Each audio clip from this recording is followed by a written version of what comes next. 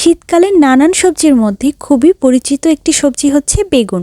আর এই বেগুনের আজকে আমি দেখাবো বেগুনের ভর্তা, তাও আবার আমার বাবার হাতের। হ্যালো এভরিওয়ান, আসসালামু আলাইকুম। তাহলে চলুন রান্নাটা শুরু করি। বেগুনকে ভালোভাবে পরিষ্কার করে এর গায়ে সামান্য একটু সরিষার তেল মাখিয়ে নিয়ে চুলার আঁচটা মিডিয়াম করে একটা স্ট্যান্ডের উপরে বেগুন রেখে বেগুনকে পুড়ে নিব।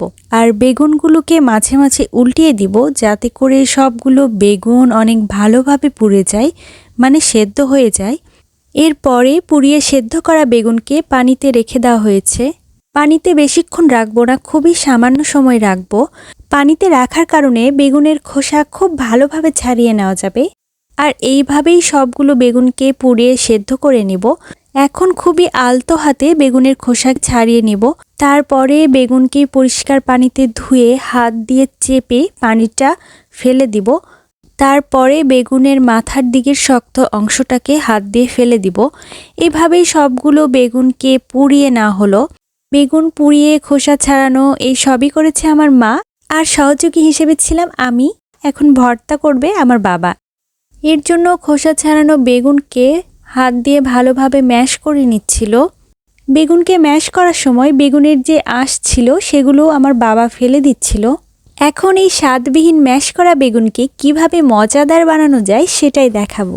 এর জন্য নেওয়া হয়েছে সামান্য কিছু পেঁয়াজ কুচি, আর তার সঙ্গে আছে পেঁয়াজ আর রসুনকে হামানদিস্তায় একটু থেতো করে নেওয়া। আর নেওয়া হয়েছে ভাজা শুকনা মরিচের গুঁড়া, লবণ আর সরিষার তেল। এখন ভাজা শুকনা মরিচের গুঁড়া, থেতো করা পেঁয়াজ রসুন আর সামান্য কিছু সরিষার তেল দিয়ে এগুলোকে খুব ভালোভাবে মিশিয়ে নিচ্ছে।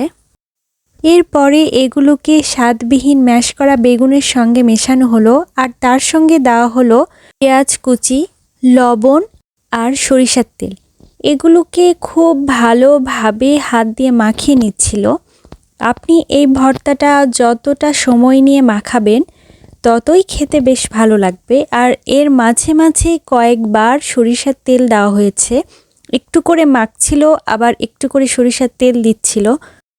আপনারা চেষ্টা করবেন একদমই টাটকা বেগুন দিয়েই ভর্তা করতে, তাহলে কিন্তু ভর্তার স্বাদটা খুব ভালো পাবেন।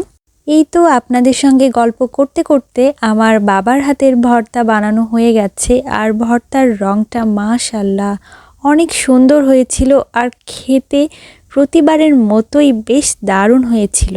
আমাদের বাসায় ভর্তা করলে আমার বাবাই বেশিরভাগ সময় ভর্তা করেন, আজও তার ব্যতিক্রম ছিল না। আজ এই পর্যন্তই। রেসিপিটা ভালো লাগলে আমার চ্যানেলকে সাবস্ক্রাইব করে আমার পাশে থাকবেন সব সময়। আল্লাহ হাফেজ।